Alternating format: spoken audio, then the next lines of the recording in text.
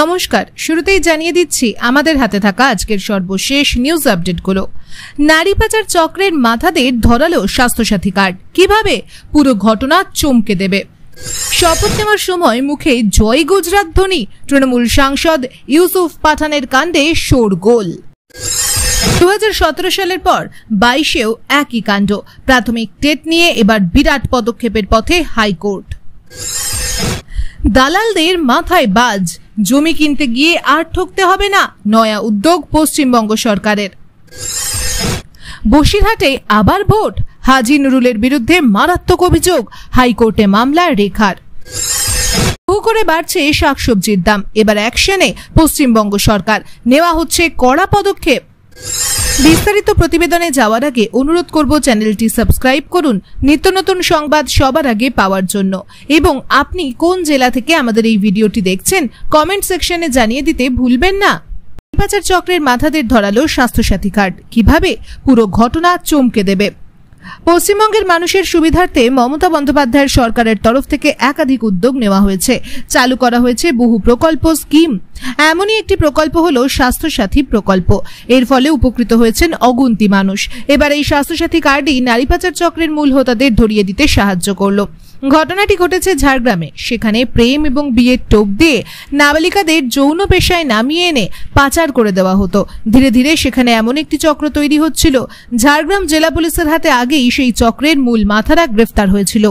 এবার ঝাড়গ্রামের বিশেষ পক্সো আদালত তাদের সাজা শোনালো। নারী পাচার চক্রের মূল হোতা অভিযোগে যারা গ্রেফতার হয়েছিলেন তারা হলেন পিঙ্কি ওরফে সোনালী বিশাল, লাদেন ওরফে কৌশিক সিংহ, বাবর বেগ এবং অজয় দাস। গ্রামের বিবেকানন্দ পল্লীতে থাকে পিঙ্কি। অন্যদিকে কৌশিকের বাড়ি পুরাতন ঝাড়গ্রামে, বাবর লালগড়ের যশপুর এবং অজয়ের বাড়ি ঝাড়খণ্ডের চাকুলিয়া থানা এলাকায়। পুলিশের দাবি এই নারী পাচার চক্রের মূল মাথাই হলো পিঙ্কি। নাবালিকাদের অপহরণ, ধর্ষণ এবং পাচারের অভিযোগ এই 4 জনকে 20 বছরের কারাদণ্ডের নির্দেশ দিয়েছে আদালত। সোমবার বিশেষ আদালতের বিচারপতি চিন্ময় ভট্টাচার্য এই সাজা ঘোষণা করেন। জানা যাচ্ছে স্বাস্থ্যসাথী কার্ডের ছবি দেখেই ওই 4 অভিযুক্তকে চিহ্নিত করা হয়েছিল। 2013 সালের 17 আগস্ট ঝাড়গ্রাম তগানায় একজন নাবালিকাকে অপহরণের অভিযোগ জানানো হয়। সেই নাবালিকার মা জানান 16 আগস্ট থেকে তার মেয়েকে খুঁজে পাওয়া যাচ্ছে না। এরপর 26 আগস্ট ঝাড়গ্রাম স্টেশন সংলগ্ন এলাকা থেকে সেই মেয়েটিকে উদ্ধার করা হয়। জিজ্ঞাসাবাদের পর উঠে আসে নারী পাচার চক্রের কথা। এরপর জেলা পুলিশ সুপারের নেতৃত্বে সিট তৈরি করা হয়। পুলিশ জানাচ্ছে ওই নাবালিকা একজনের নাম জানত। বাকিদের চিহ্নিত করতে সন্দেহভাজনদের স্বাস্থ্যসাথী কার্ডের ছবি দেখানো হয়। সেখান থেকে তাদের চিহ্নিত করে ওই নাবালিকা। এরপরেই এক এক করে গ্রেফতার করা হয় এই চক্রের মূল হোতাদের। এবার তাদের সাজা শোনালো আদালত। এই বিষয়ে ঝাড়গ্রামের পুলিশ সুপার অরিজিৎ সিনহা বলেন, এফআইআর থেকে সাজা ঘোষণা, আমরা মাত্র 10 মাসের সম্পূর্ণ প্রক্রিয়া সম্পন্ন করেছি।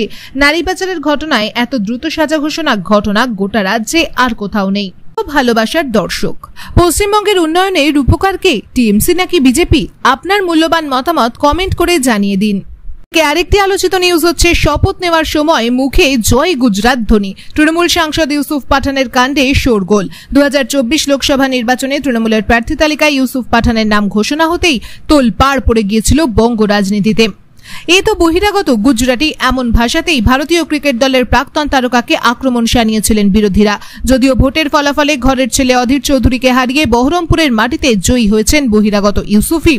তবে এসবের মাঝেই এবার প্রথমবার সংসদে শপথ নিতে গিয়ে বিরাট কাণ্ড ঘটালেন নবনির্বাচিত তৃণমূল সাংসদ। ভরা সংসদ, একে একে সাংসদরা শপথ নিচ্ছেন। ইউসুফ পাঠানও শপথ নিলেন সকলের মতোই। তবে সব শেষে টুইস্ট। শপথ নেওয়ার সময় জয় হিন্দ জয় বাংলার পাশাপাশি ইউসুফের মুখে শোনা গেল জয় গুজরাট ধ্বনি। যা নিয়েই শুরু হয়েছে তুমুল চর্চা। 24 লোকসভা নির্বাচনের হাত ধরেই রাজনীতিতে হাতেখড়ি ইউসুফের। আর সাংসদ হিসেবে শপথ নেওয়ার পরই নতুন বিতর্ক শুরু। গুজরাটের ভাদোদরায় জন্ম ইউসুফের, তাই কি নিজের জন্মভূমি নিয়ে ধ্বনি দিতে শোনা গেল ইউসুফকে, নাকি অন্য কোনো কারণ? এই নিয়েই রাজনৈতিক মহলে নানা কথা। প্রসঙ্গত ভোটের কিছুদিন আগে বহিরাগত প্রসঙ্গে প্রধানমন্ত্রীর প্রসঙ্গ টেনেছিলেন বহরমপুরের তৃণমূল সাংসদ। বলেছিলেন, নরেন্দ্র মোদী আদতে গুজরাতের হলেও নির্বাচনে বারাণসী থেকে লড়াই করেন। এটা আসলে মানুষের ভালোবাসার ফল। আপনার মধ্যে যদি কাজ করার ইচ্ছা এবং ক্ষমতা থাকে তাহলে দেশের যে কোনো প্রান্ত থেকে ভোটে লড়তে পারেন। আর এটা তো আমার ঘর, এটা আমি আগেও বলেছি। আমি বাংলায় থাকতে এসেছি। প্রিয় ভালোবাসার দর্শক, এই খবরটি সম্পর্কে আপনার মূল্যবান মতামত কমেন্ট সেকশনে জানিয়ে দিতে ভুলবেন না। এদিকে আরেকটি গুরুত্বপূর্ণ নিউজ হচ্ছে 2017 সালের পর 22-এও একই কাণ্ড। প্রাথমিক টেট নিয়ে এবার বিরাট পদক্ষেপের পথে হাইকোর্ট। 2017 সালের পর 2022 সালেও প্রাথমিকের টেটের প্রশ্নপত্রে ভুরি ভুরি ভুল থাকার অভিযোগ সামনে আসে। সেসব ঘিরে একাধিক মামলা দায়ের হয় কলকাতা হাইকোর্টে। এর আগে দুটি পরীক্ষার প্রশ্নপত্র যাচাইয়ে যাদবপুর ও বিশ্বভারতী এই দুই বিশ্ববিদ্যালয়কে দিয়ে পৃথক কমিটি গঠনের নির্দেশ দিয়েছিল আদালত। এবার প্রতিটি বিষয়ের জন্য পৃথক কমিটি গঠন করার চিন্তাভাবনা শুরু করেছে হাইকোর্টের ডিভিশন বেঞ্চ। এর আগে আদালতে জমা পড়া একাধিক অভিযোগের ভিত্তিতে কলকাতা হাইকোর্টের একক বেঞ্চ 2 সালের জন্য দুটি পৃথক কমিটি গঠন করে এক্সপার্ট ওপিনিয়ন দেওয়ার নির্দেশ দিয়েছিল। তবে সেই রায় চ্যালেঞ্জ করে ডিভিশন বেঞ্চে মামলা হয়। ডিভিশন বেঞ্চে যায় প্রাথমিক শিক্ষা পর্ষদ। এবার প্রতিটি বিষয়ের জন্য পৃথক কমিটি গড়ার কথা ভাবছে হাইকোর্টের ডিভিশন বেঞ্চ। প্রসঙ্গত, প্রাইমারি টেট পরীক্ষায় মোট 5টি বিষয়ে ভুল প্রশ্ন নিয়ে মামলা হয়েছিল। এই নিয়েই এবার বিষয় ভিত্তিক কমিটি গঠন করার ভাবনা। প্রসঙ্গত, গত শুক্রবার টেটের ভুল প্রশ্নের মামলার শুনানি শেষে রায়দান স্থগিত রেখেছে হাইকোর্ট। আগামীকাল বুধবার এই মামলার রায়দানের সম্ভাবনা। এর আগে গত এপ্রিল মাসে 2017 এবং 2022 সালের টেট পরীক্ষার ভুল প্রশ্নপত্র নিয়ে পদক্ষেপ করে কলকাতা হাইকোর্ট। 2017 টেট পরীক্ষার ভুল প্রশ্নপত্র যাচাই করে দেখতে বিশ্বভারতী বিশ্ববিদ্যালয়ের সাহায্য চায় কলকাতা হাইকোর্ট। বলা হয়েছিল প্রাথমিক শিক্ষা সংসদকে আরও একবার বিতর্কিত উত্তর খতিয়ে দেখে তাদের বিশেষজ্ঞদের মতামত ও মামলাকারীদের ওই প্রশ্নের সাথেই বিশ্বভারতীর উপাচার্যের কাছে পাঠাতে হবে। একইভাবে 2022 সালের টেট পরীক্ষার ভুল প্রশ্নপত্র যাচাই করে দেখতে যাদবপুর বিশ্ববিদ্যালয়ের উপাচার্যকে দিয়ে বিশেষ কমিটি গড়ার নির্দেশ দিয়েছিল উচ্চ আদালত। বলা হয়েছিল বিশেষজ্ঞদের কাছ থেকে বিস্তারিত রিপোর্ট সংগ্রহ করতে হবে। এদিকে আরেকটি আলোচিত খবর হচ্ছে দালালদের মাথায় বাজ। জমি কিনতে গিয়ে আর ঠকতে হবে না, নয়া উদ্যোগ পশ্চিমবঙ্গ সরকারের। নিজের বাড়ি বানানোর ইচ্ছা কম বেশি প্রত্যেকেরই থাকে, ছোট হোক বা বড়, নিজের বাড়ি সবসময় নিজেরই হয়। সেই কারণে ভাড়া বাড়ির পরিবর্তে বেশিরভাগ মানুষই নিজের বাড়িতে থাকতে পছন্দ করেন। তবে বাড়ি করা যে চারটিখানি কথা নয়, এটাও ঠিক। জমি কিনতে গিয়ে অনেক সময় ঠকতে হয় ক্রেতাকে। এবার সেই জন্য বিরাট উদ্যোগ নিল পশ্চিমবঙ্গ সরকার। যত সময় যাচ্ছে নিত্য প্রয়োজনীয় দ্রব্যের মূল্য ততই বৃদ্ধি পাচ্ছে। পকেটে টান পড়ছে আমজনতার। এই অবস্থায় নিজের ড্রিম হাউস বানানো একেবারেই সহজ নয়, কারণ রোজকার প্রয়োজনীয় জিনিসের পাশাপাশি পাল্লা দিয়ে বাড়ছে জমির দাম। সেই সঙ্গেই দালালদের ফাঁদ তো রয়েছেই। কখনো দেখা যায় ভুয়ো কাগজপত্র নিয়ে ক্রেতাদের ঠকানো হচ্ছে, কখনো আবার স্বল্প মূল্যের জমি চড়া দামে বিক্রি করা হচ্ছে, যে কারণে প্রবল সমস্যার সম্মুখীন হতে হচ্ছে ক্রেতাদের। তবে এবার সাধারণ মানুষ যাতে আর এমন প্রতারণার শিকার না হন, তাই বিরাট উদ্যোগ নিল রাজ্য সরকার। কোভিডকালে জনগণের সুরাহা করে দিতে এবং আবাসন শিল্পকে ছাড় দিতে স্ট্যাম্প ডিউটি সার্কেল রেটে ছাড় দিয়েছিল পশ্চিমবঙ্গ সরকার। ফলে তখন অনেকেই নিজেদের পছন্দের জমি কিনেছিলেন। এদিকে রাজ্যের কোষাগারেও সম্পদ উপচে পড়েছিল। তবে হিসেব বলছে বিগত 3 বছর স্ট্যাম্প ডিউটি বাবদ কর আদায়ে প্রচুর টাকার ঘাটতি হয়েছে, যে কারণে রাজ্য সরকারের কপালে চিন্তার ভাঁজ দেখা যায়।